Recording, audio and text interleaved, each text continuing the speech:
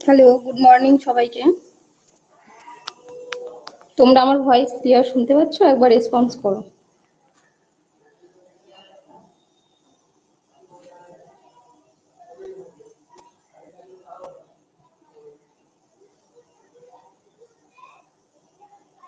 ঠিক আছে, আমরা প্রিভিয়াস ক্লাসে ভাইটাল সাইন পড়েছিলাম। তো ভাইটাল সাইন তোমরা আশা করছি সকলে ভালোভাবে পড়েছো। আজকে তোমাদের বেশি নেই, 9টা কোশ্চেন আমি ইম্পর্টেন্ট রেখেছি তোমাদের জন্য। বাকিটা তোমরা পিয়ার যাদব থেকে পড়বে। আরো যদি টার্গেট হয় বা আরো অন্যান্য কোনো এমসিকিউ বুক থাকে তাহলে সেখান থেকে, মানে তোমরা এমসিকিউটা যে কোনো বই থেকে পড়তে পারো, ঠিক আছে? বেসিক ক্লিয়ার করাটাই হচ্ছে মেন।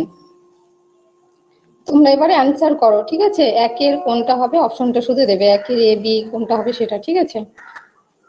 তাহলে প্রথমে বলো যে which of the following is not consider one of the standard 5 vital sign. Standard যে 5 ভাইটাল সাইন বলা হয়েছিল তার মধ্যে কোনটা কনসিডার না?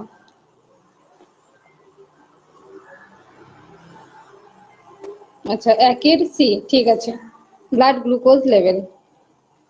বডি টেম্পারেচার ভাইটাল সাইনের মধ্যে পড়ছে, ব্লাড প্রেশার, রেসপিরেটরি রেট, কিন্তু ব্লাড গ্লুকোজ লেভেল পড়ছে না। ঠিক আছে, সবাই ভালো পারছো। Question number 2। আচ্ছা, কোশ্চেন নাম্বার 2 কি বলেছে? What is the normal range of core body temperature in a healthy adult? Healthy অ্যাডাল্টের কোর বডি টেম্পারেচার কি বলেছে? যে 35.0 ডিগ্রি থেকে 35.5। অ্যান্সার হবে 36.5 টু 37.5। বি, ঠিক আছে। Question number 3. Which of the following nutrients is classified as a macronutrient? Macronutrient বলতে আমরা কাকে বুঝি? 3 সি। কে বি করছো? বি হবে না। কোয়েশ্চেন নাম্বার 3 সি হবে protein. Iron, vitamin C, zinc এগুলো হবে না, প্রোটিন হবে। Question number 4. Which method of heat loss involves the transfer of body heat to surrounding air or water moving across the skin? Question number 4 এর এ convection. Convection কেন হলো? কারণ কি, যে ওয়াটার অর এয়ার সেটা মুভেবল হচ্ছে across the skin, সেই কারণে হচ্ছে কনভেকশন। কন্ডাকশন কখন হবে? যখন বডি কন্ডাক্টের আসবে তখন।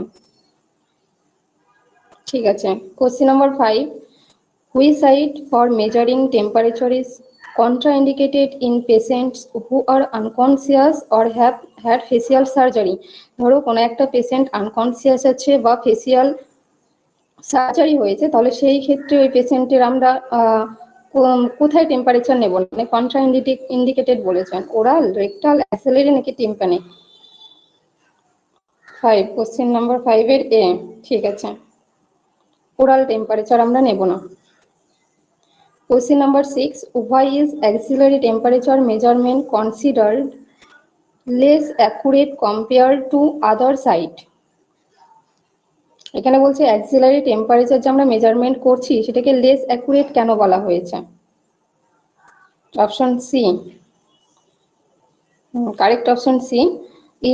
ইট reflect surface then rather than core body temperature. কারণ কোর বডি টেম্পারেচার কি আমাদের হচ্ছে যে ইন্টারনাল টেম্পারেচার যেটা, আর সারফেস টেম্পারেচার এটা কি রিফ্লেক্টস হয় এনভায়রনমেন্টের সাথে। Then question number 7. Which type of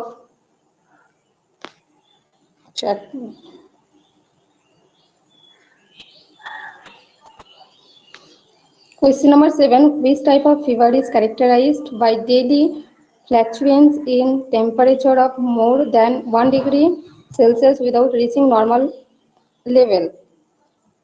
আচ্ছা, 7 এর বি, রিমিটেন্ট ফিভার। ঠিক আছে, intermittent fever, continuous fever and relaxing fever হবে না। Correct answer remittent fever. Question number 8. What is the correct order of the stages of Rigor? আচ্ছা, option B যে বলছো সে একবার দেখবে, রাইগরের স্টেজটা দেখে নেবে একবার। অপশন এ হবে। হ্যাঁ, প্রথমে হচ্ছে ফার্স্ট স্টেজ হচ্ছে কোল্ড স্টেজ, দেন হট স্টেজ, দেন সোয়েটিং স্টেজ। যে বি বলছো সে দেখে নেবে একবার। কোশ্চেন আর অ্যান্সার দেওয়া আছে লাস্টে, তোমরা মিলিয়ে নেবে যে ঠিকঠাক হচ্ছে কিনা, ঠিক আছে। 9 নম্বর কোশ্চেন দেখো, which of the following instrument is commonly used for the measurement of blood pressure? এটা সবাই জানো, স্পিগোম্যানোমিটার, এটা খুব একটা ইম্পর্টেন্ট না।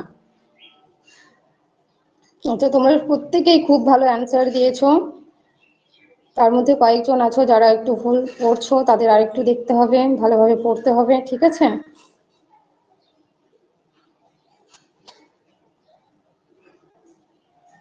আচ্ছা, ভাইটাল সাইনের এমসিকিউ তোমরা ভালোভাবে, যেহেতু তোমাদের থিওরি কমপ্লিট হয়ে গেছে, এমসিকিউটা প্র্যাকটিস করবে, যত প্র্যাকটিস করবে তত ভালো মনে থাকবে, যখন মক টেস্ট দেবে তখন আরো ক্লিয়ার হয়ে যাবে, ঠিক আছে। আজকে আমরা সিপিআর নিউ টপিক স্টার্ট করব।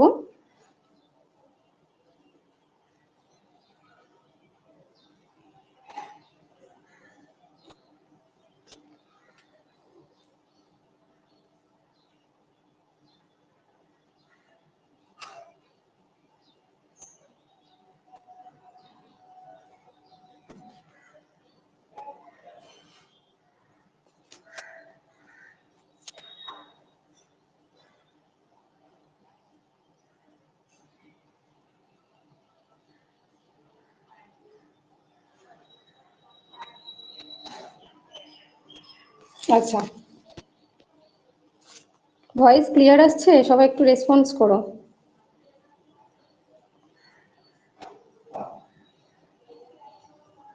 হ্যাঁ, এখন আপাতত 9টা কোশ্চেনই আমি প্রিপেয়ার করেছিলাম, টাইম পাইনি, আরো পরে অনেক কোশ্চেন তোমাদের দেওয়া হবে, ঠিক আছে।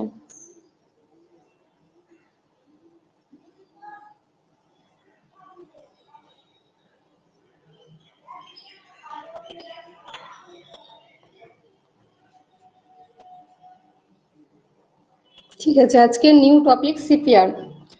আমি তোমাদের আগে যেগুলো ইম্পর্টেন্ট টপিক, এক্সামে মোস্ট ইম্পর্টেন্ট, সেগুলো আমি আগে কভার করবো, ঠিক আছে, তারপর লেস ইম্পর্টেন্ট টপিকগুলো পরে করাবো। সিপিআর থেকে প্রত্যেক বছর এক্সাম আসে, কোনো না কোশ্চেন দেখতেই পাবে এই সিপিআর টপিক থেকে।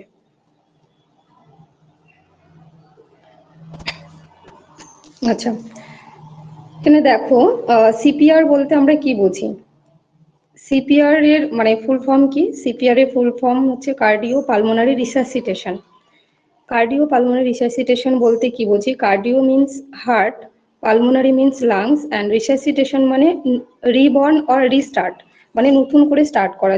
কি করছি আমরা? সিপিআর বলতে বোঝায় হার্ট এবং লাংসকে কি করছি, নতুন করে স্টার্ট করছি, কিসের মাধ্যমে? কম্প্রেশনের মাধ্যমে। তারপর দেখো, সিপিআর এর দুটো ভাগ রয়েছে, একটা হচ্ছে বিএলএস আর একটা হচ্ছে এসিএলএস।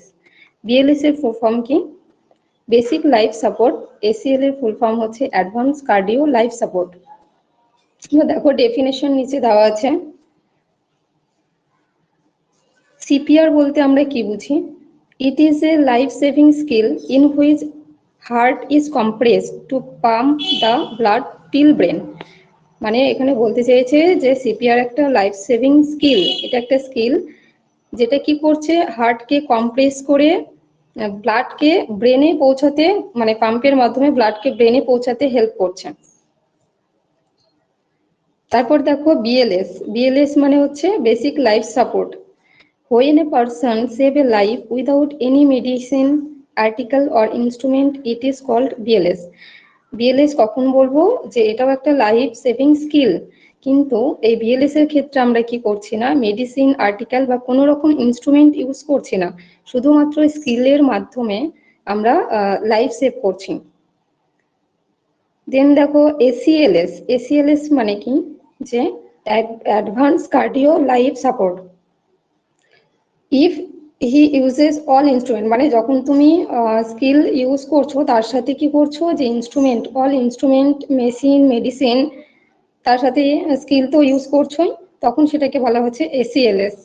মানে এখানে স্কিলে কি আমরা ইউজ করছি? Cap, compression, airway and breathing. এখানে দেখো একটা ইম্পর্টেন্ট কোশ্চেন, যে golden period for CPR is in cardiac arrest. যদি কোনো পেশেন্টের ধরো কার্ডিয়াক অ্যারেস্ট হয়, ধরো তোমার ওয়ার্ডে কোনো একটা পেশেন্ট ভর্তি আছে, সে দেখা যাচ্ছে না, স্ক্রিন শেয়ার দেখতে পাচ্ছ?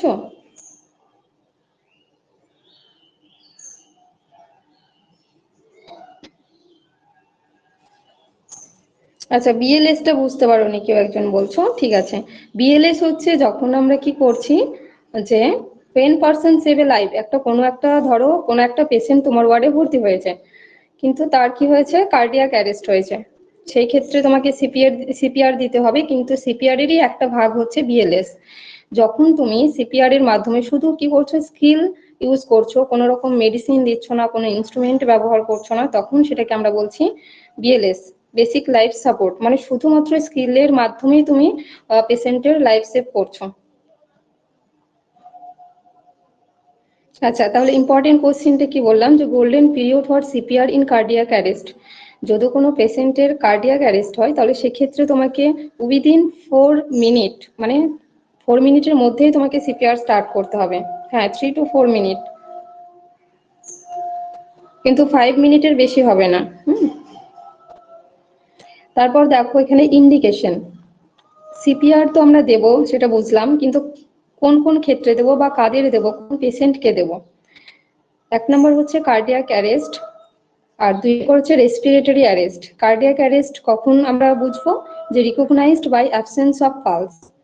আমরা যদি কোনো পেশেন্টে দেখি যে যদি অ্যাডাল্ট পেশেন্ট হয়, তোমরা কি করবে, ক্যারোটিড পালস চেক করবে, সেক্ষেত্রে তুমি পেশেন্টের পালস অ্যাবসেন্ট পাচ্ছ, কোনো পালস পাচ্ছ না, ফিল করতে পারছো না, তখন সেক্ষেত্রে বুঝতে হবে যে পেশেন্টের কার্ডিয়াক অ্যারেস্ট হয়েছে, তাহলে সেক্ষেত্রে সিপিআর দিতে হবে।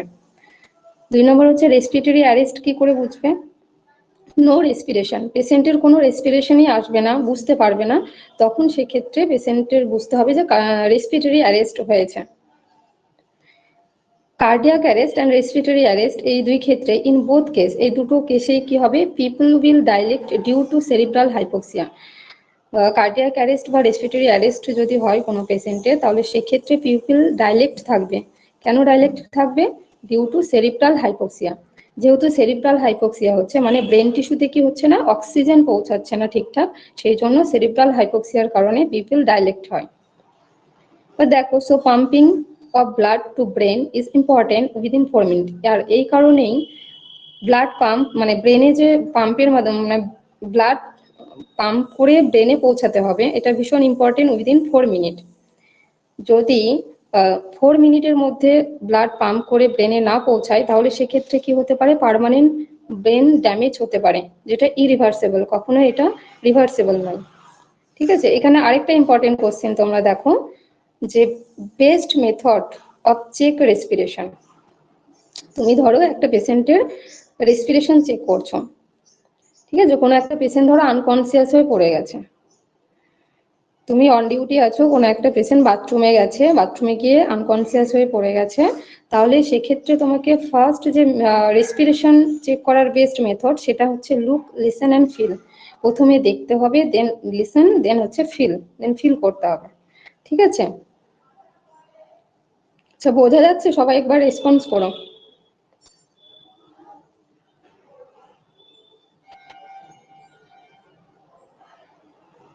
ঠিক আছে,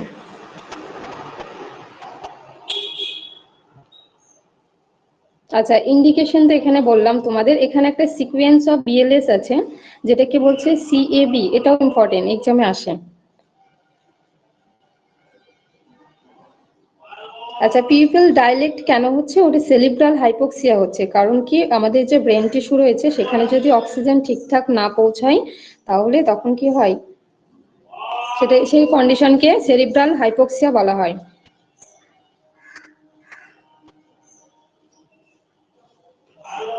হ্যাঁ, এখানে দেখো এই যে সিকোয়েন্স অফ বিএলএস আর ক্যাপ, সিএবি ক্যাপ, এই ক্যাপটা ইম্পর্টেন্ট। হ্যাঁ, দেখো, সি ফর হচ্ছে compression, A for airway and B for breathing.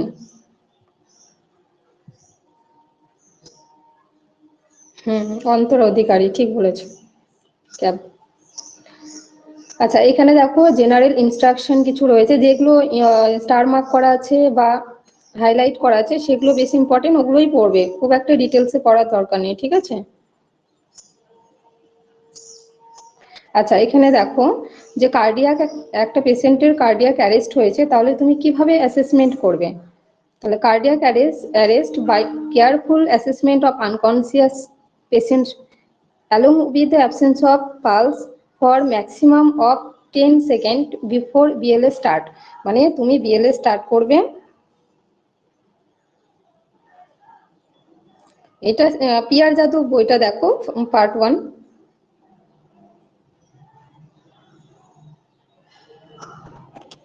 Page number মনে হয় 428 সম্ভবত, একবার দেখো খুলে। ওল্ড বুক, হ্যাঁ 427। আচ্ছা, তোমরা বইয়ে হাইলাইট করে নিও, ঠিক আছে? তাহলে আর পিডিএফ দেখে পড়ে নিতে পারবে, বা হাইলাইট করে নিলে সেখান থেকেও তুমি বই থেকেও পড়তে পারবে। মেন হচ্ছে তোমাদের বেসিকটা ক্লিয়ার করা।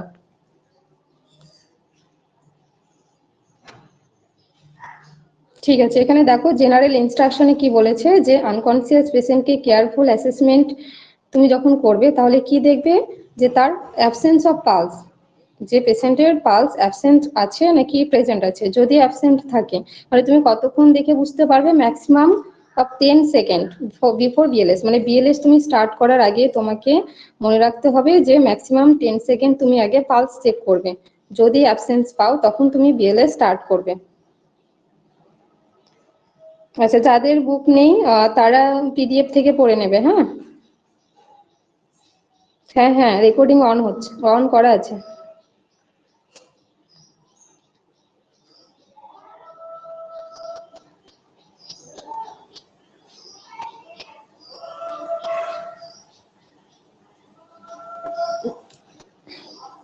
আচ্ছা, এখানে দেখো যে if client is not breathing or only grasping, ধরো পেশেন্ট হচ্ছে কোনো ব্রিথিং এ নিচ্ছে না, কোনো রেসপিরেশন নেই, তাহলে সেক্ষেত্রে অ্যাক্টিভ মানে যে এমার্জেন্সি রেসপন্স সিস্টেম কি করতে হবে, যে এইডি হচ্ছে তোমার এইডি অর হচ্ছে এইডি মানে হচ্ছে automated external defibrillator, or monophasic or biphasic. মানে এইডি যেটা আমরা দিয়ে থাকি, যেটাকে শক বলা হয়, এটা হচ্ছে দু রকমের হয়, একটা মনোফেজিক আর একটা হচ্ছে biphasic defibrillator, based on setting or হচ্ছে অ্যাভেলেবিলিটি অফ ইকুইপমেন্ট।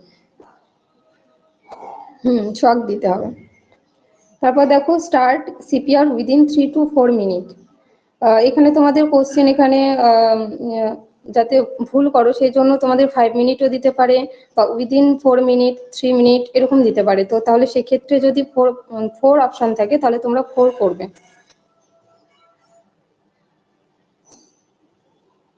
আচ্ছা, যখন পেশেন্টকে আমরা সিপিআর দেব তখন কি পজিশন দিতে হবে? Supine on a farm flat surface, মানে একটা ফ্ল্যাট সারফেসে, মানে এবড়ো খেবড়ো সারফেস দিলে হবে না, একদম প্লেন ফ্ল্যাট সারফেসে পেশেন্টকে শুইয়ে দিতে হবে, তারপর সেখানে সিপিআর স্টার্ট করতে হবে।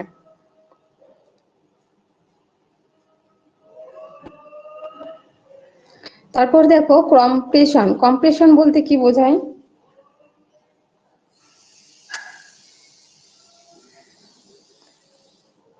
কম্প্রেশন বলতে আমরা কি বলছি বলো, রেসপন্স করো।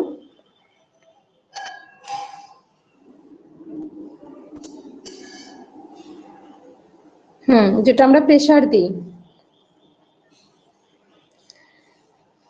আচ্ছা, কম্প্রেশন আমরা কতক্ষণ চেক করব? Check the pulse for 10 second.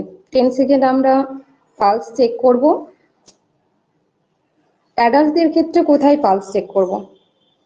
অ্যাডাল্টদের ক্ষেত্রে ক্যারোটিড পালস, আর চাইল্ডদের ক্ষেত্রে ফিমোরাল, আর ইনফ্যান্টদের ক্ষেত্রে ব্র্যাকিয়াল পালস। তোমরা প্রত্যেকেই জানো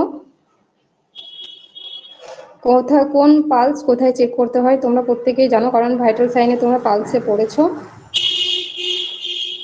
আচ্ছা, ইনফ্যান্টদের যে আমরা ব্র্যাকিয়াল পালস চেক করছি, কেন করছি? কারণ ওদেরও মানে ইনফ্যান্টদেরও তো আমরা ক্যারোটিড পালস চেক করতে পারতাম, কিন্তু কেন করছি না? কারণ ইনফ্যান্টদের ফ্যাটি নেক থাকে, সেই কারণে ফিল করা যায় না। আচ্ছা, if pulse sound absent start to deliver continue 30 chest compression। এবার এখানে বলছে কি, যে পালস যদি অ্যাবসেন্ট থাকে তাহলে সেক্ষেত্রে কটা চেস্ট কম্প্রেশন দিতে হবে? 30 চেস্ট কম্প্রেশন দিতে হবে।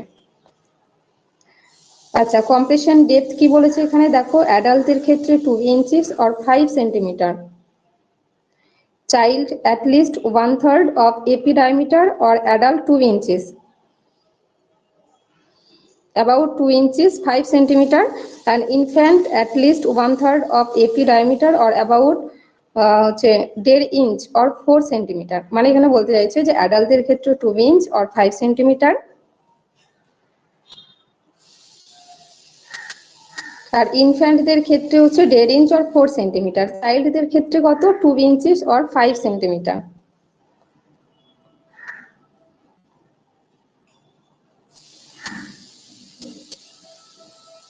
আচ্ছা, এবার দেখো যে কম্প্রেশন রেট কি বলেছে, should be 100 to 120 per minute for adult child and infant. বলছে অ্যাডাল্ট চাইল্ড অ্যান্ড ইনফ্যান্টদের ক্ষেত্রে কম্প্রেশন রেট কত থাকবে, 100 to 120 পার মিনিট, পার মিনিটে 100 থেকে 120 কম্প্রেশন রেট থাকবে, অ্যাডাল্টদের ক্ষেত্রে হোক চাইল্ড বা ইনফ্যান্টদের ক্ষেত্রে হোক।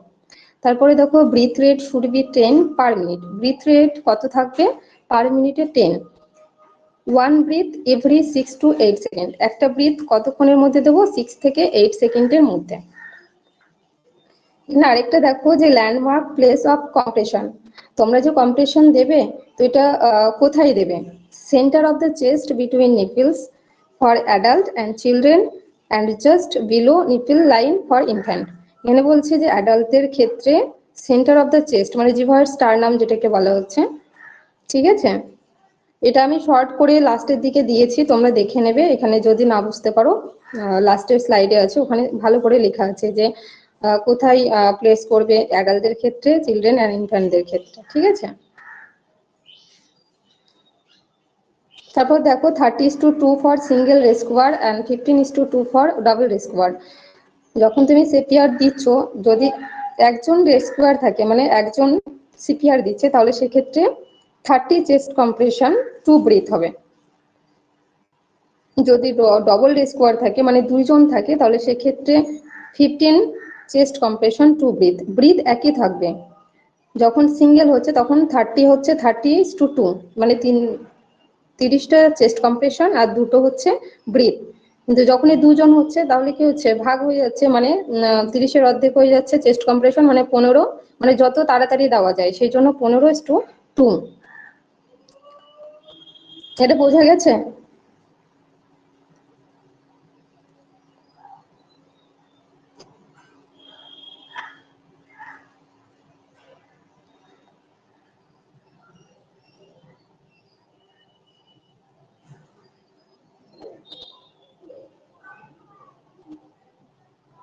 আচ্ছা, এবার আমরা চেস্ট কম্প্রেশন যে দেব কিভাবে দেব, pump of both hand in adult, অ্যাডাল্টদের ক্ষেত্রে দুটো মানে দুটো হাতের পাম্প আমরা ইউজ করব, one or both hand both pump for children, চিলড্রেনদের ক্ষেত্রে কি একটা হাত বা দুটো পাম্প আমরা ইউজ করব। আর ইনফ্যান্টদের ক্ষেত্রে use 2 fingers if rescuer is single, যদি সিঙ্গেল রেস্কুয়ার হয় তাহলে দুটো আঙ্গুল মানে দুটো ফিঙ্গার 2 ফিঙ্গার, আর যদি হচ্ছে তোমার 2 থাম্ব এনসার্কলিং টেকনিক ইফ 2 রেস্কুয়ার, যদি 2 রেস্কুয়ার হয় তাহলে সেক্ষেত্রে দুটো থাম্ব ইউজ করবে এনসার্কেল টেকনিকে।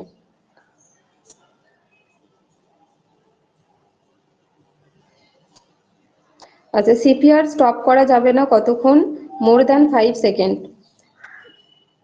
আর সিপিআর এর ক্ষেত্রে কি বলেছে যে কতটা প্রেসার আমরা ক্রিয়েট করে থাকি, 25 এলবি প্রেসার বা 11 কেজি প্রেসার অন চেস্ট, চেস্টে 25, যদি এলবিতে বলে তাহলে 25 এলবি, আর যদি তোমার কেজিতে বলে তাহলে 11 কেজি, ঠিক আছে। দেন দেখো এয়ারওয়ে, এয়ারওয়ে কিভাবে আমরা মেনটেন করব, after giving 30 chest compression rescuer should open the victim's airway, যখনই 30 চেস্ট কম্প্রেশন কমপ্লিট হয়ে যাবে তারপর আমরা এয়ারওয়ে চেক করব, ভিকটিমের যে এয়ারওয়ে রয়েছে সেটা ওপেন করবো, আমরা মাউথ ওপেন করব। দেন কি করব, ফার্স্ট ক্লিয়ার দ্য ভমিটাস, যদি কোনো ভমিটাস থাকে ভিকটিমের মুখে তাহলে ভমিটাস ক্লিয়ার করতে হবে, ফরেন পার্টিকেল বা সিক্রেশন যদি কিছু থাকে মাউথে সেটা ক্লিয়ার করতে হবে। কিভাবে করব, the rescuer open the patient's airway, তাহলে রেস্কুয়ার কি করবে, পেশেন্টের এয়ারওয়ে ওপেন করবে, করে কিসের মাধ্যমে ইয়ে করবে, ক্লিন করবে, যে জথার্স্ট ম্যানুভার, এটা ছবি দেওয়া আছে পরে তোমরা দেখে নেবে, আমি দেখিয়ে দেবো। Jaw thrust manoeuvre, if patient had head neck or head injury, যদি কোনো পেশেন্টের হেড নেক ইনজুরি হয়, মানে ধরো ট্রাফিক অ্যাক্সিডেন্ট, যেগুলো রোড ট্রাফিক অ্যাক্সিডেন্ট হয়, তো সেক্ষেত্রে কোনো পেশেন্টের যদি মাথায়, গলায় বা হেড ইনজুরি হয়, তাহলে সেক্ষেত্রে আমরা জথহার্স্ট ম্যানুভার ইউজ করে থাকি। এই জথহার্স্ট ম্যানুভার ভীষণ ইম্পর্টেন্ট, এটা তোমরা ভালো করে বুঝে নেবে, যদি না বুঝতে পারো বলবে, ঠিক আছে?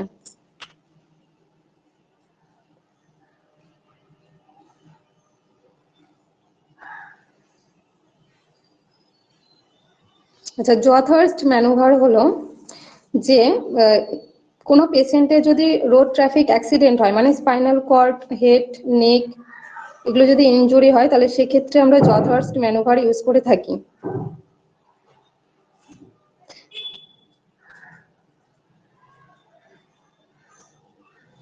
যেটাকে আমরা head tilt chin lift manoeuvre বলে থাকি, মানে মাথাটা ধরে থাকতে হবে, আর এই চিন মানে এই যে চিনের এই জায়গাটায় কি করতে হবে, যে হাত দিয়ে ধরে মানে ওপেন করতে হবে এয়ারওয়েটা। বোঝা গেল?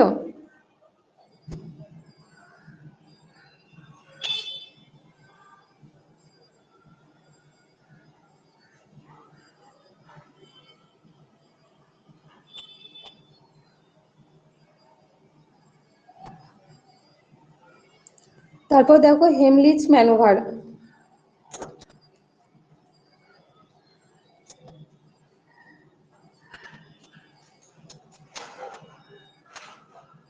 আচ্ছা, হেমলিচ ম্যানুভার, যেটাকে আমরা অ্যাবডোমিনাল থার্স্ট বলে থাকি। আচ্ছা, ভয়েস ক্লিয়ার আসছে?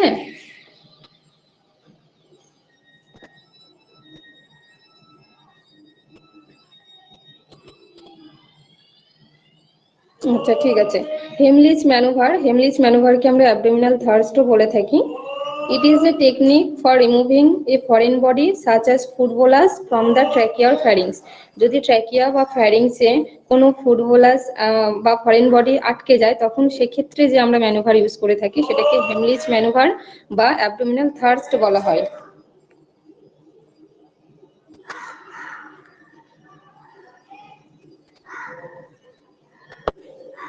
তারপর দেখো সি ফর ব্রিথিং।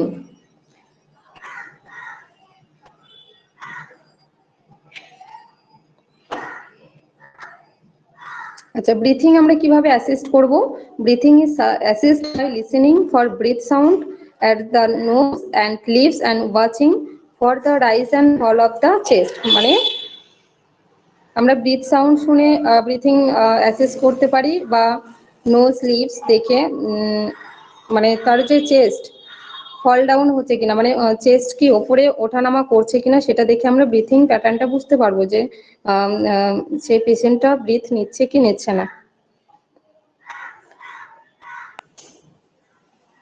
যদি if neck injury is suspected, যদি নেক ইনজুরি হয়, তাহলে সেক্ষেত্রে কি করতে হবে? Use head tilt chin lift manoeuvre, jaw thrust technique to provide ventilation.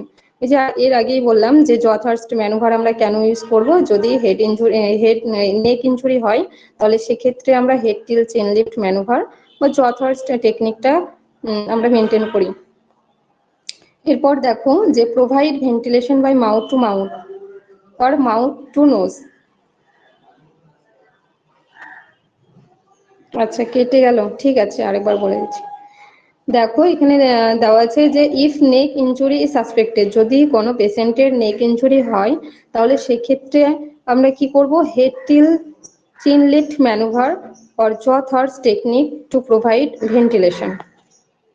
দাঁড়াও, তোমাদেরকে এখানে একটু ছবিটা দেখাই। না, ছবি আসছে না। আচ্ছা, ছবি আছে, আমরা পরের পেজে দেখিয়ে দেবো তোমাকে, ঠিক আছে? আগে বলে দিই, বুঝে নাও, তারপরে আমি ছবি দিয়ে দেবো।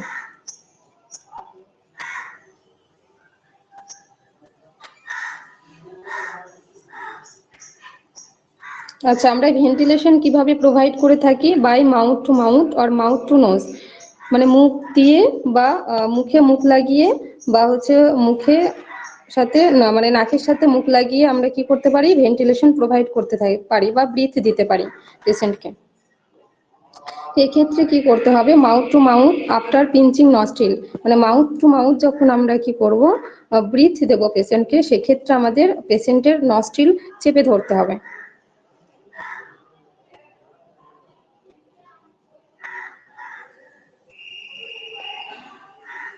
আরেকটা যেটা এখানে বলেছে, use resuscitation bag or bag mask if available, যদি অ্যাভেলেবেল থাকে তাহলে সেক্ষেত্রে ব্যাগ বা ব্যাগ মাস্ক হচ্ছে দিতে হবে পেশেন্টকে।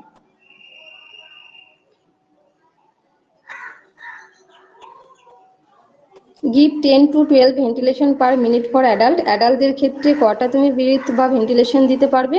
10 to 12। চাইল্ড ইনফ্যান্টদের ক্ষেত্রে average 1 breath every 5 to 6 second. মানে অ্যাডাল্ট, চিলড্রেন অ্যান্ড ইনফ্যান্টদের ক্ষেত্রে 10 থেকে 12 ভেন্টিলেশন পার মিনিটে দিতে পারবে। অ্যাভারেজ হচ্ছে 1 ব্রিথ কত সেকেন্ডে? এভরি 5 to 6 সেকেন্ডে, মানে 5 থেকে 6 সেকেন্ডে একটা ব্রিথ দেবে, অ্যাভারেজ ব্রিথ।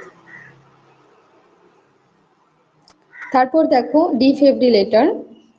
ডিফিব্রিলেটর এর মানে also called automated external defibrillator, মানে এইডি বলা হয়। এইডির ফুল ফর্মটা তোমাদের এক্সামে আসে, যে এইডির ফুল ফর্ম কি? যে অটোমেটেড এক্সটার্নাল ডিফিব্রিলেটর,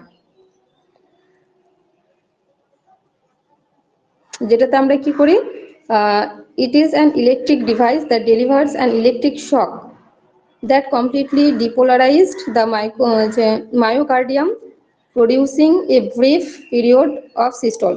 মানে এই যে শক, ইলেকট্রিক শক প্রোভাইড করা হয়, যার ফলে কি হচ্ছে? মায়োকার্ডিয়ামে ডিপোলারাইজ হচ্ছে, তার ফলে আবার পালস রেট ফিরে আসতে পারে। ভয়েস কেটে যাচ্ছে, শোনা যাচ্ছে এবার?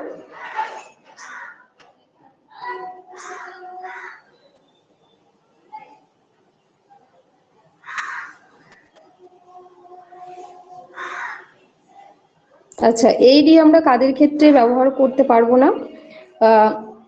চিলড্রেনদের ক্ষেত্রে বিলো 8 ইয়ার্স অফ এজ, যদি চিলড্রেনদের বয়স 8 ইয়ার্সের কম হয় তাহলে সেক্ষেত্রে আমরা এইডি ইউজ করতে পারবো না।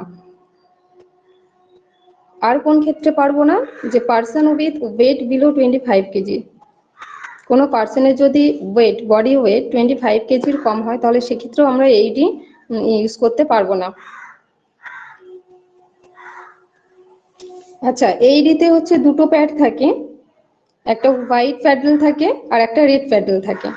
হোয়াইট প্যাডেল বিলো রাইট কেভিকল বোন, মানে কোথায় দিতে হবে, মানে পুট কোথায় করবে, মানে যে তুমি শক যখন দেবে পেশেন্টকে কোথায়, মানে হোয়াইট প্যাডেলটা কোথায় বসাবে আর হচ্ছে রেড প্যাডেল কোথায় বসাবে। তো হোয়াইট প্যাডেল বলেছে যে রাইট ক্লেভিকল বোনের নিচে, and red paddle at apex of the heart in left side, left সাইডের যে অ্যাপেক্স রয়েছে হার্টের, সেই অ্যাপেক্স পজিশনে রেড প্যাডেলটা বসাতে হবে।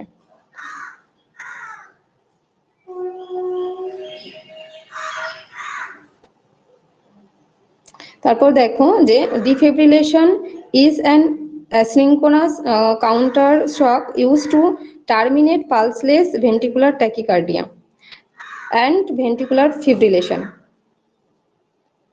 মানে ভেন্ট্রিকুলার ট্র্যাকিকার্ডিয়া যদি থাকে বা ভেন্ট্রিকুলার ফিব্রিলেশন, তাহলে সেক্ষেত্রে আমরা ইউজ করব। আচ্ছা, তোমরা বলো তো ভেন্ট্রিকুলার ট্র্যাকিকার্ডিয়া কখন বলবো?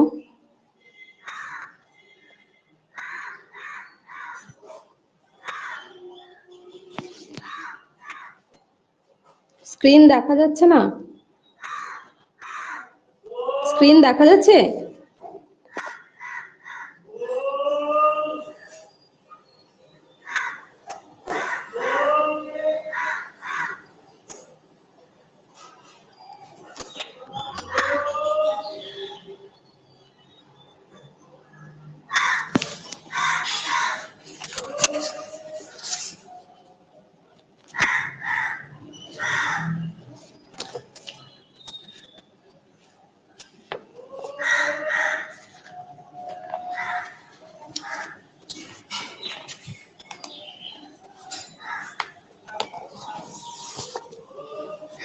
ঠিক আছে।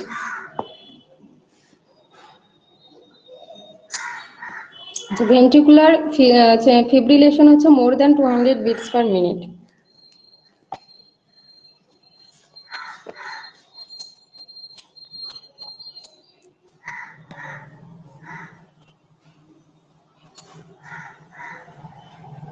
ঠিক আছে। তারপর দেখো এখানে give 120 to 200 joules biphasic or 360 joules monophasic for one counter shock. যখন আমরা শক প্রোভাইড করছি পেশেন্টকে, তখন কতটা আমরা বাইফেজিকের ক্ষেত্রে কতটা জুল ইউজ করছি, 120 to 200 জুলস, আর মনোফেজিকের ক্ষেত্রে 360 জুলস। আচ্ছা, বাইফেজিক মানে দুটো প্যাডেল আমরা ইউজ করছি, আর মনোফেজিক মানে একটাই প্যাডেল ইউজ করছি।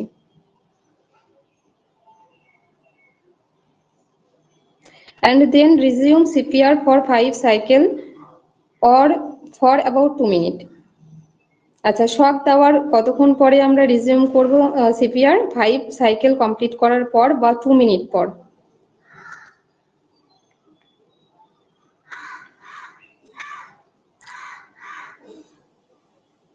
আচ্ছা, বাইফেজিক মানে দুটো প্যাড থাকবে, 2 প্যাডেড বাইফেজিক, আর মনোফেজিক মানে একটা প্যাডেড থাকবে, যেটা এক সাইডে দেওয়া হয়।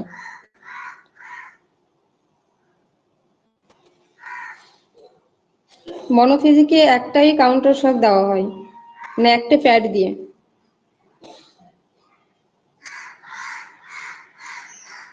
আচ্ছা, তারপরে দেখো reassess the rhythm after 2 minute, and if ventricular fibrillation or pulseless ventricular tachycardia are still existing, give the second shock with the same previous energy level. মানে আমরা রিঅ্যাসেস করব কতক্ষণ? আফটার 2 মিনিট, 2 মিনিট পর রিঅ্যাসেস করব। তারপরেও যদি ventricular fibrillation বা pulseless থাকে বা ভেন্ট্রিকুলার ট্র্যাকিকার্ডিয়া তখনও থাকে, তাহলে সেক্ষেত্রে আমরা সেকেন্ড শক দিতে পারি। তো ওই একই যে 120 to 200 জুলস বাইফেজিকের ক্ষেত্রে, আর 360 জুলস মনোফেজিকের ক্ষেত্রে ফর ওয়ানটার কাউন্টার শক।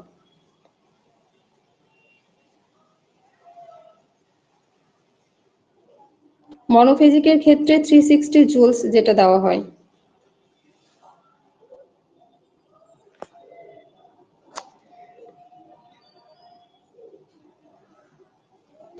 তারপর দেখো deliver one shock and resume CPR for 2 মিনিট। একটা শক প্রোভাইড করার পর সিপিআর আবার কখন আমরা দেব? যে 2 মিনিট পর। Repeat it until patient start to breathe.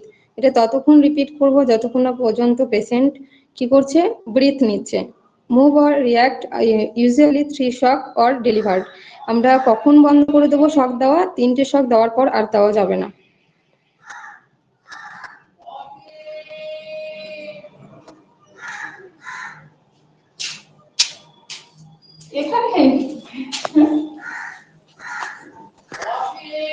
তারপর দেখো complications of CPR due to faulty techniques.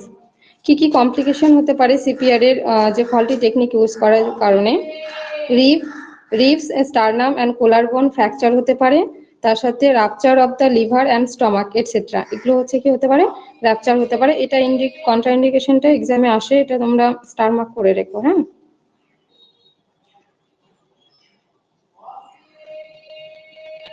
এখানে দেখো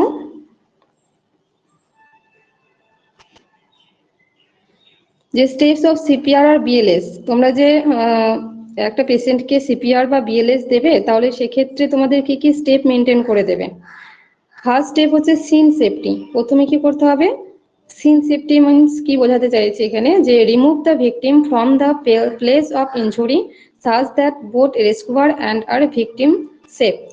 মানে সিন সেফটি বলতে চাইছে যে এনভায়রনমেন্টে পেশেন্টের হচ্ছে কার্ডিয়াক অ্যারেস্ট বা রেসপিরেটরি অ্যারেস্ট হয়েছে, সেই জায়গা থেকে সরিয়ে নিয়ে আসতে হবে। ধরো কোনো একটা পেশেন্ট ধরো বাথরুমে গেছে, বাথরুমে গিয়ে আনকনসিয়াস হয়ে গেছে, তাহলে সেই পেশেন্টকে তো আমরা বাথরুমে আর সিপিআর স্টার্ট করতে পারি না, সেই জায়গা থেকে পেশেন্টকে সরিয়ে নিয়ে আসতে হবে। তার সাথে ভিকটিম মানে যে রেস্কিউয়ার থাকবে সেও সরে আসবে।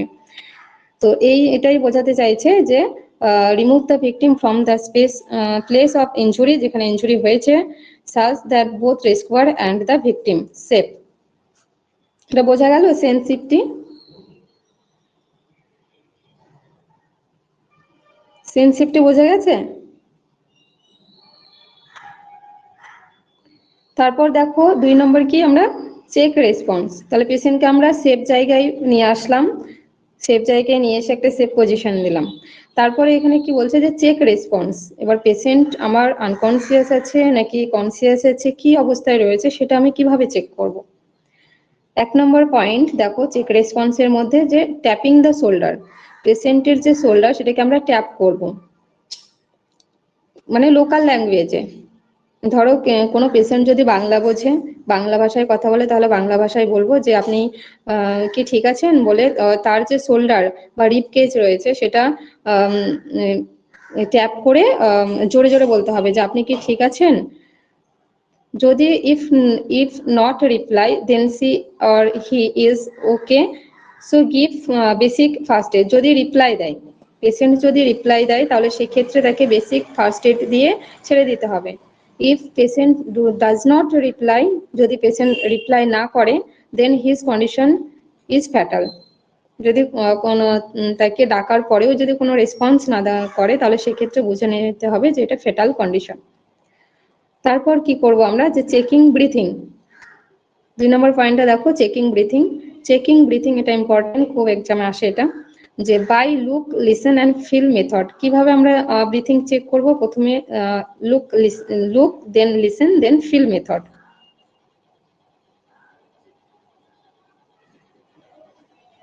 তারপর 3 নম্বর পয়েন্ট দেখো, চেক পালস। পালস চেক কিভাবে চেক করব, pulse denote the pumping of heart in adult always check carotid pulse. মানে পালস যে আমরা চেক করছি এটাতে আমরা কি বুঝবো, পালস চেকের মাধ্যমে যে হার্ট ঠিকঠাক পাম্প করছে কিনা এটা ডিনোট করছে পালস রেট। তো অ্যাডাল্টদের ক্ষেত্রে আমরা ক্যারোটিড পালস চেক করব, চিলড্রেনদের ক্ষেত্রে ফিমোরাল আর ক্যারোটিড দুটোই, বাট ইনফ্যান্টদের ক্ষেত্রে আমরা সবসময় ব্র্যাকিয়াল পালস চেক করব। কেন, due to fatty neck. Carotid not calculate in children, চিলড্রেনদের ক্ষেত্রে ক্যারোটিড ক্যালকুলেট করা যায় না। বা টাইম ডিউরেশন এখানে দেখো, তোমরা তো আগেই বললে, এখানে সেটাই একটু মানে লাইন বাই লাইন দেওয়া আছে, যে to assess pulse is only 10 second. আমরা পালস কতক্ষণ চেক করব, 10 সেকেন্ড। দেন কাউন্ট, কিভাবে কাউন্ট করব, ধরো তোমার ওখানে তুমি ঘড়ি দেখতে পাচ্ছ না, তাহলে হচ্ছে 1001, 1002, 1003 এইভাবে কাউন্ট করে করে আমরা 10 সেকেন্ড দেখবো, কারণ 1001 উইল টেক 1 সেকেন্ড। 1001 আমরা বলতে যতটা টাইম লাগে সেটা হচ্ছে 1 সেকেন্ডের সমান। পয়েন্ট নম্বর 3 দেখো, call for help with eighty. তাহলে 1 নম্বর আমরা কি দেখলাম, যে সেন্স সেফটি। 2 নম্বর হচ্ছে চেক রেসপন্স। 3 নম্বর কি, call for help with eighty. Eighty তোমরা দেখলে। দেন হচ্ছে স্টার্ট কম্প্রেশন। 4 নম্বর পয়েন্ট হচ্ছে স্টার্ট কম্প্রেশন। স্টার্ট কম্প্রেশনে কি দেখতে হবে, যে লোকেশন ফার্স্ট, যেটা খুব ইম্পর্টেন্ট, যে location for chest compression is xiphoid process in sternum adult or children. Adult or চিলড্রেনদের ক্ষেত্রে কোন লোকেশনে আমরা কম্প্রেশন স্টার্ট করব, জিভয়েড প্রসেস ইন স্টারনাম। আর ইনফ্যান্ট যদি হয় তাহলে সেক্ষেত্রে বিলো দ্য নিপেল আমরা চেস্ট কম্প্রেশন দেব। তারপর দেখো, যে কম্প্রেশন এন্ড ব্রিথিং।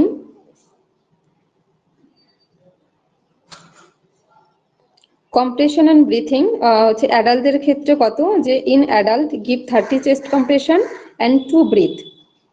এখানে ছবি দেওয়া আছে, তোমরা যদি এই ছবিটা দেখেও বুঝতে পারবে যে দুই সাইডে হচ্ছে দুটো রেস্কিউয়ার, মাঝখানে হচ্ছে ভিকটিম। যদি অ্যাডাল্ট হয় তাহলে হচ্ছে 30:2 যে রেশিওতে হচ্ছে চেস্ট কম্প্রেশন দেবো, chest compression and breathing. Next দেখো, children and infant. Children and ইনফ্যান্টদের ক্ষেত্রে আমরা কতটা কোন রেশিওতে দেব, ইফ রেস্কিউয়ার ইজ 1, যদি রেস্কিউয়ার একজন হয় তাহলে সেক্ষেত্রে 30:2 হবে। বাট রেস্কিউয়ার 2 যদি হয় তাহলে সেক্ষেত্রে 15:2। কেন 15:2, ফর ফার্স্ট অক্সিজেন, মানে ফার্স্ট অক্সিজেন প্রোভাইড করার জন্য যদি দুজন থাকে তাহলে 15:2 রেশিওতে চেস্ট কম্প্রেশন অ্যান্ড ব্রিথিং হবে। আর নিউবর্নদের ক্ষেত্রে কত, 3:1, এটাও ইম্পর্টেন্ট। তারপরে দেখো, rate of compression. The rate of compression should be 100 compression per minute. Per মিনিটে আমরা কত দিচ্ছি, 100 কম্প্রেশন। এখানে দেখো কম্প্রেশন ইউজড বাই আর পজিশন, মানে কম্প্রেশন কতটা দেব, কোন হাত ইউজ করব, আর কোন পজিশনে দেবো, এটা দেওয়া আছে, ঠিক আছে। অ্যাডাল্টদের ক্ষেত্রে 30:2, 1 রেস্কিউয়ার হোক বা 2 রেস্কিউয়ার, দুটো হাত ইউজ করব, মানে 2 হ্যান্ড। কোথায় দেবো, জিভয়েড স্টারনাম। চিলড্রেন অ্যান্ড ইনফ্যান্টদের ক্ষেত্রে 30:2, 1 রেস্কিউয়ার যদি হয়, 15:2, 2 রেস্কিউয়ার যদি হয়। ওয়ান হ্যান্ড ইউজ করব, জিভয়েড স্টারনামে হচ্ছে পজিশন হচ্ছে কি জিভয়েড স্টারনাম। তারপর দেখো নিউবর্ন যদি হয় তাহলে 3:1, 1 or 2 রেস্কুয়ার, একটা রেস্কুয়ার বা দুটো রেস্কুয়ারই হোক না কেন 3:1 হবে নিউবর্নদের ক্ষেত্রে। আমরা কি ইউজ করব, 2 ফিঙ্গার অর 2 থাম। কোথায় ইউজ করব, বিলো দ্য নিপল।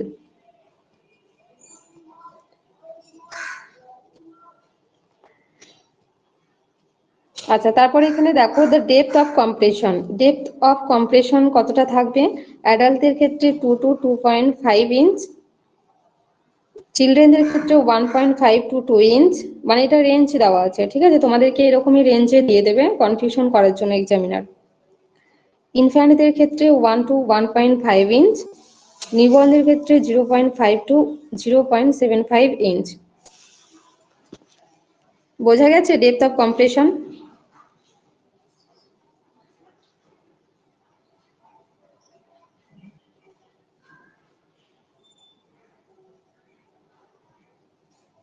আচ্ছা, স্বপ্ন নাকি যেন কি ছিল ওটা, স্বপ্ন। নিউবর্নেরটা বুঝতে পারলে না, ডেপথ অফ কম্প্রেশন। আচ্ছা, নিউবর্নের ক্ষেত্রে দেখো এখানে 0.5 থেকে 0.75 ইঞ্চ। 3:1 ওটা বুঝতে পারলে না স্বপ্না? দেখো এখানে যেটা কম্প্রেশন রেট বলেছে যে নিউবর্নদের ক্ষেত্রে 3:1 কেন, 3:1 যদি একটা রেস্কিউয়ার থাকে বা দুটো রেস্কিউয়ার থাকে তাহলে সেক্ষেত্রে 3:1 এই অ্যান্সারটাই হবে। সেক্ষেত্রে আর আমরা কি করি, সেক্ষেত্রে 2 ফিঙ্গার আর 2 থাম্ব ইউজ করে থাকি বিলো দ্য নিভেল। স্বপ্না বোঝা গেছে নিউবর্নদের চেস্ট কম্প্রেশন রেট?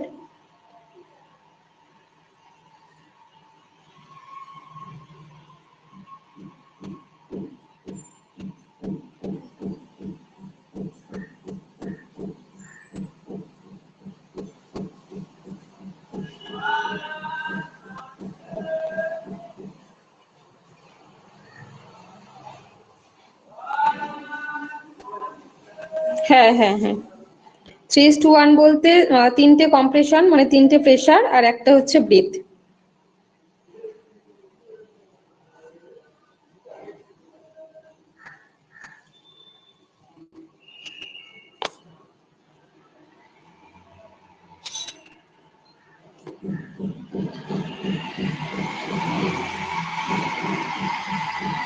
আচ্ছা, এখানে বোঝা গেছে সবার ডেপথ অফ কম্প্রেশন আর কম্প্রেশন রেটের মধ্যে বোঝা গেছে? ঠিক আছে, নেক্সট স্লাইডে যাচ্ছি তাহলে আমরা।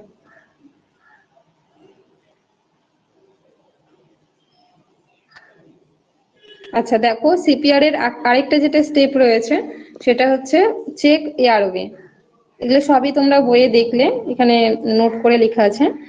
চেক এয়ারওয়েটা কিভাবে করবে, যে next step is to open the mouth and remove foreign body substance. মানে সেই যে ভিকটিম রয়েছে তার মধ্যে কোনো ফরেন বডি আটকে আছে কিনা সেটা রিমুভ করার জন্য check airway response, check airway. Mouth opening technique কি কি আমরা ইউজ করে থাকি, এক নম্বর হচ্ছে head tilt chin lift manoeuvre, not use in RTA case, মানে রোড ট্রাফিক অ্যাক্সিডেন্ট কেস যদি কোনো পেশেন্ট থাকে তাহলে সেক্ষেত্রে আমরা head tilt chin lift manoeuvre use করব না, কেননা কারণ হচ্ছে হেড বা স্পাইনাল কর্ড ইনজুরি হতে পারে সেই জন্য। জ থার্স্ট ম্যানোভার, যেটাকে আমরা কি বললাম যে abdominal manoeuvre, use in RTA patient, মানে রোড ট্রাফিক অ্যাক্সিডেন্ট যদি পেশেন্ট হয় তাহলে সেক্ষেত্রে আমরা জ থার্স্ট ম্যানোভার ইউজ করে থাকি। Head tilt chin lift manoeuvre কিভাবে আমরা ইউজ করব, যে put one hand on head and by other hand lift the chin, মানে এক হাত দিয়ে কি করবো যে ভিকটিমের মাথা ধরবো এবং আরেক হাত দিয়ে যে চিন এর জায়গাটা ধরে মানে এয়ারওয়ে ওপেন করব। আর jaw thrust manoeuvre safest method used in spine injury. কেন susceptible patient open the mouth by moving the jaw only, মানে কি যে জ থার্স্ট ম্যানোভারে যে আমরা স্পাইন ইনজুরি হচ্ছে পেশেন্টের, সেক্ষেত্রে সেফেস্ট কেন বলা হয়েছে, কারণ অনলি কি মুভ হবে, জ মানে মুখটাই শুধু মুভেবল হবে, গলা নেক স্পাইন এগুলো কিছুই হবে না, স্পাইনাল কর্ড যে বডি পোর্শনটা ওগুলো কিছুই মুভেবল হবে না, সেই জন্য জ থার্স্ট ম্যানোভারকে সেফেস্ট মেথড বলা হয়েছে। এখানে যে একটা ইম্পর্টেন্ট কোশ্চেন আসে তোমাদের, যে ফরেন বডি রিমুভাল টেকনিক কোন ক্ষেত্রে ইউজ করা হয়, এখানে অ্যান্সার হবে Heimlich manoeuvre or abdominal thrust. Position কোথায়, বিলো জিভয়েড অ্যাট অ্যাবডোমেন, অ্যাডাল্টদের ক্ষেত্রে, মানে অ্যাবডোমেনের ঠিক জিভয়েড প্রসেস, মানে যে জিভয়েড প্রসেস রয়েছে তার ঠিক নিচে, মানে অ্যাট অ্যাবডোমেন, মানে অ্যাবডোমেন যে অ্যাবডোমেন যে পজিশনটা রয়েছে সেই জায়গাটাই হচ্ছে হেমলিচ ম্যানোভার আমরা দিয়ে থাকি।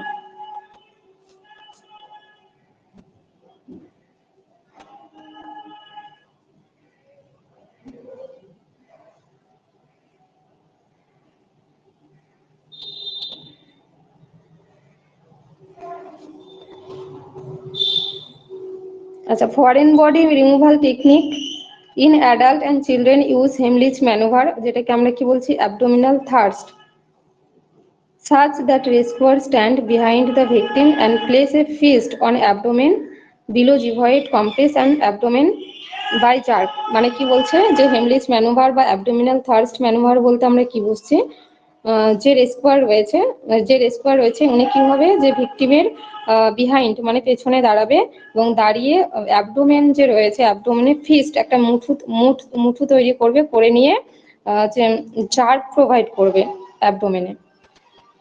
তোমাদেরকে আমি ছবিটা পরের ইয়েতে দেখাচ্ছি, পিডিএফ এ আছে। বাট ইন নিউবর্ন অর ইনফ্যান্টের ক্ষেত্রে কি করতে হবে, যে 5 ব্যাক স্ল্যাপ বিটুইন স্ক্যাপুলা আর হচ্ছে শোল্ডার বেড, আর ফেস কি থাকবে ডাউনওয়ার্ডে থাকবে, মানে যদি ইনফ্যান্ট বা নিউবর্ন হয় তাহলে সেক্ষেত্রে আমরা কিভাবে হেমলিচ ম্যানোভার বা অ্যাবডোমিনাল থার্স্টটা দিয়ে থাকি, যে 5 ব্যাক স্ল্যাপ দিতে হবে স্ক্যাপুলা বা শোল্ডার ব্লেডে, মানে শোল্ডার ব্লেডের পজিশনে কি করতে হবে 5টা ব্যাক স্ল্যাপ দিতে হবে, আর ফেসটা ডাউনওয়ার্ডে থাকবে। বাকি এগুলো তো বলেই দিয়েছি যে ব্রিথ কিভাবে প্রোভাইড করতে হয় মাউথ টু মাউথ, আর নোজ কি থাকবে হচ্ছে পিঞ্চিং থাকবে, মানে নাক ধরে থাকবে আর মুখ দিয়ে ব্রিথ দেবে।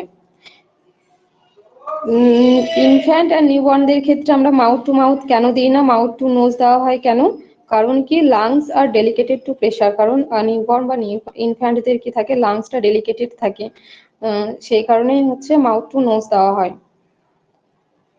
রেট অফ ব্রিথিং কতটা থাকবে, 10 to 12 ব্রিথস পার মিনিট, টাইম হচ্ছে 5 to 6 সেকেন্ড।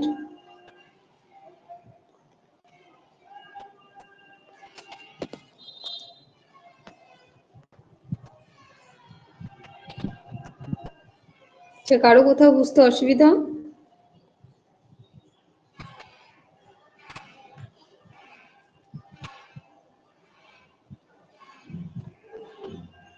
ঠিক আছে।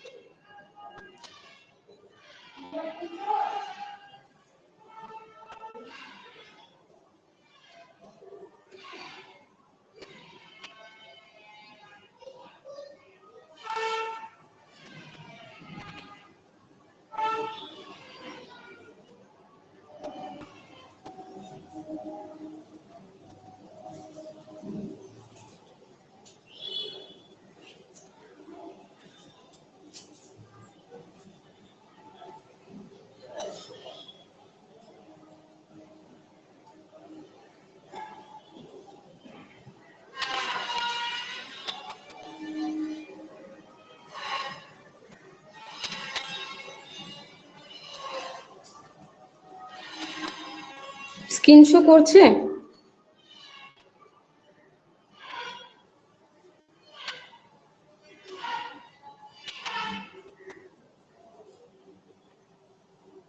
দেখো জথার্স্ট ম্যানুভারটা ঠিক এরকম।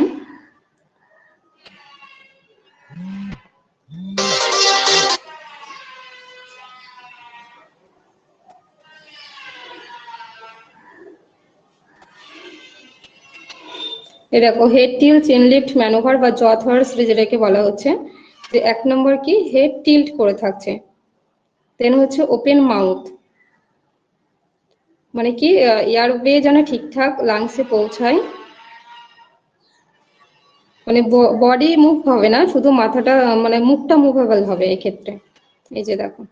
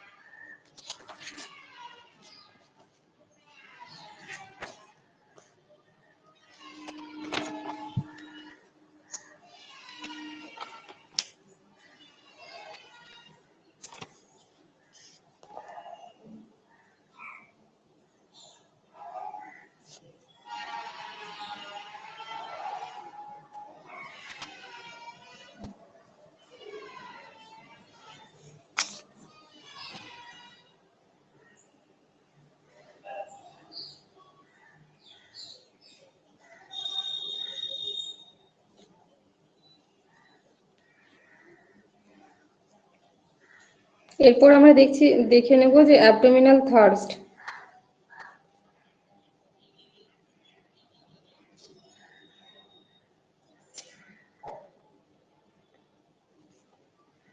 অ্যাবডোমিনাল থার্স্ট দেখা যাচ্ছে স্ক্রিনে?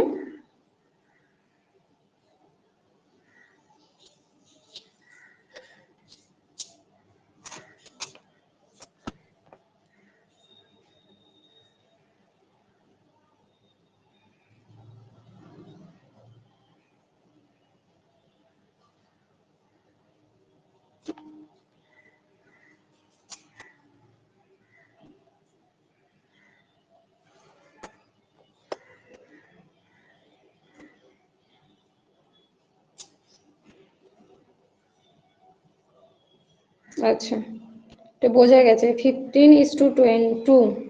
আচ্ছা, স্নেহা কর্মকার, মানে রেশিওটা তুমি বুঝতে পারোনি যে 15:2 কি করে হচ্ছে বা কখন হচ্ছে?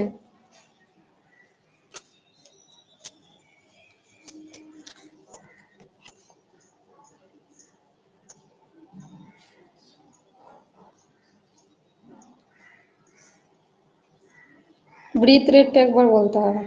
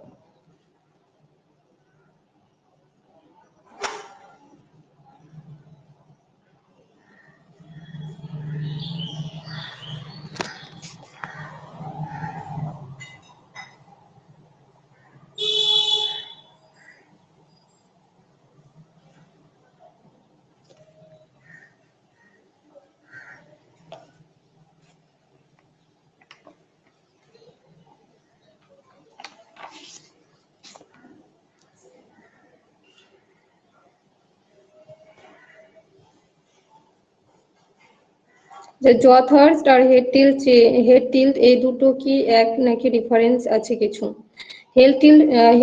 Head tilt chain lift manoeuvre যেটা, আর জ থার্স্ট ম্যানুভার একই, এটা কোনো ডিফারেন্স নেই। এখানে শুধু বলা হয়েছে যে জ thirst manoeuvre use in RTA, ঠিক আছে?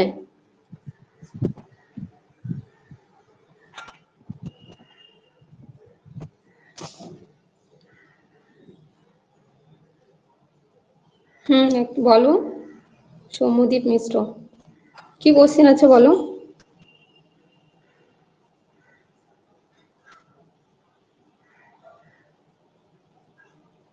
মাইক তো অন করাই আছে।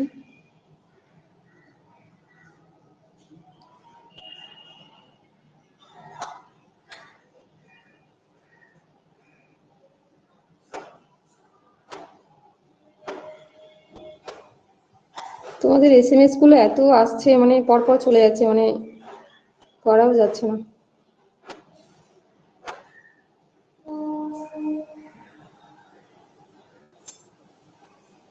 আচ্ছা, সিঙ্গেল অ্যান্ড ডবল স্কোয়ারটা বলবেন, ঠিক আছে?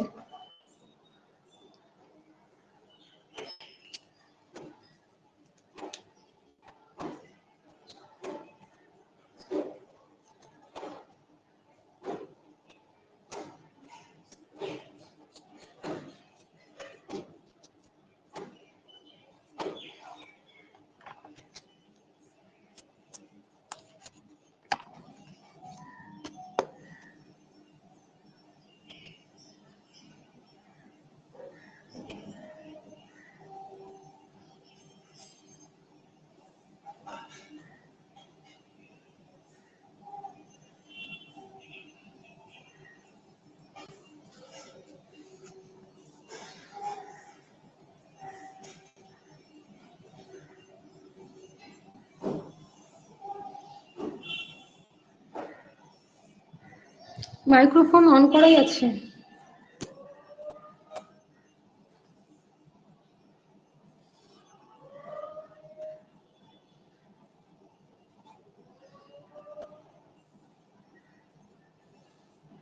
আচ্ছা, SMS এই বলো, তোমরা SMS এই বলো।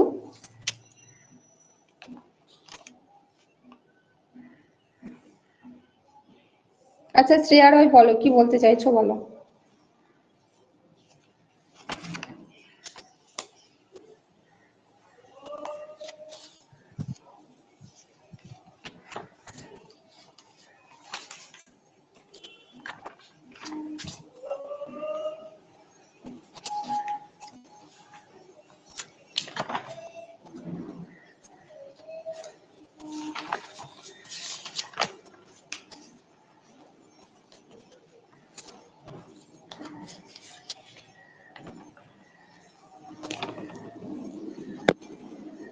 আচ্ছা, জুহি মল্লিক, মনোফেজিকের প্যাডের পজিশন কোথায় হবে?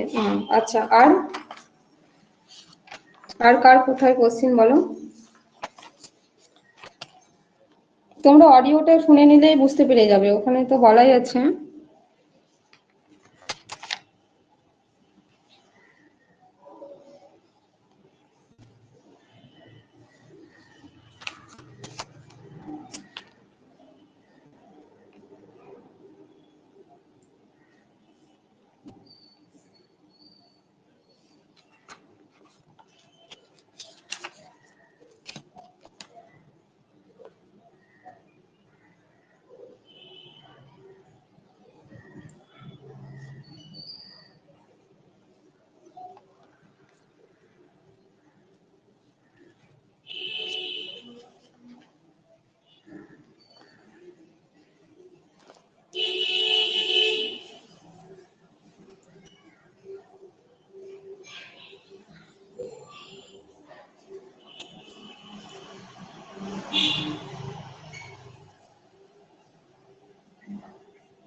আচ্ছা, এই যে এখানে দেখো, যে বলছো যে মনোফেজিক আর বায়োফেজিকটা বুঝতে পারোনি।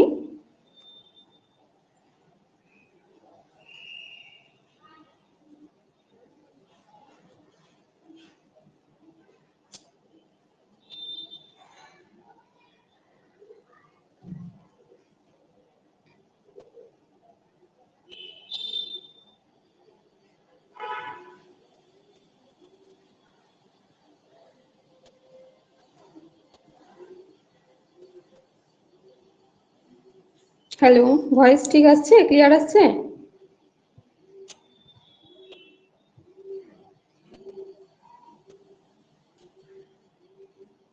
এই যে বাইফেজিক বলতে আমরা কি বুঝি? বাইফেজিক বলতে আমরা, এই যে দেখো এখানে দুটো মানে বাইফেজিক বলতে আমরা 120 থেকে 200 জুল যে কারেন্ট শক দেওয়া হচ্ছে সেটাকে আমরা বলছি বাইফেজিক। এক্ষেত্রে দুটো প্যাডেড থাকছে, ঠিক আছে?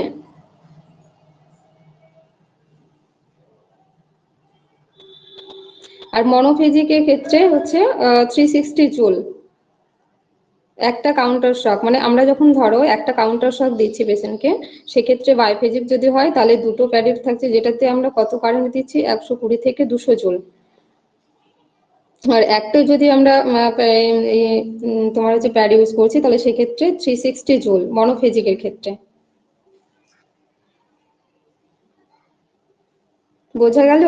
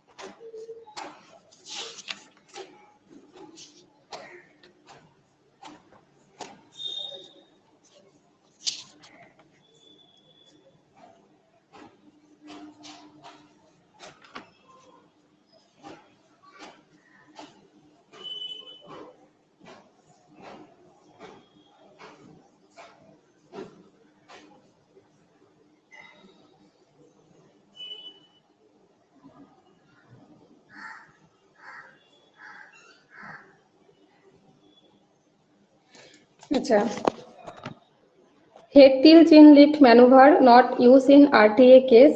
কেন আমরা আরটিএ কেসে ইউজ করি না? কারণ স্পাইনাল কর্ড ইনজুরি হওয়ার চান্স বেশি থাকে সেই কারণে। ঠিক আছে,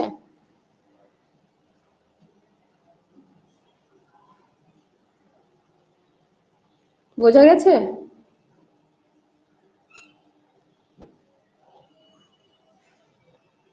আচ্ছা, ঠিক আছে, আজকের ক্লাস আমি এখানেই শেষ করছি। তোমরা এই সিপিআর চ্যাপ্টারটা খুব ভালো করে পড়বে, ঠিক আছে? আর সিপিআর রিলেটেড যত এমসিকিউ রয়েছে, পিআর যাদব বলো, টার্গেট হাই বলো, সব পড়বে। সেখান থেকে আমি কিছু এমসিকিউ দিয়ে আবার নিউ টপিক স্টার্ট করব নেক্সট ডেতে। ঠিক আছে, থ্যাংক ইউ সবাইকে।